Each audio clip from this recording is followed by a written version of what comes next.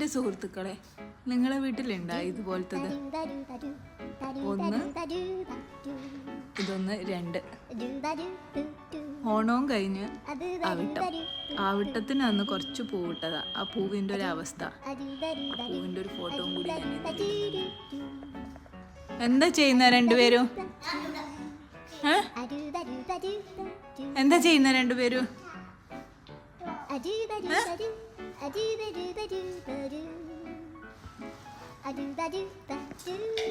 എന്താ അല്ലേ ഒരു അവസ്ഥ?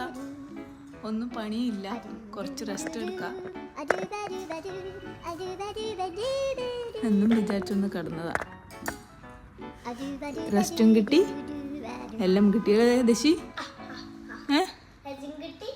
എന്തിനാ ഈ വേണ്ടാത്ത പണി? എന്നാ പിന്നെ അടുത്ത പണി തുടങ്ങാം. അടിച്ചു വരവാ.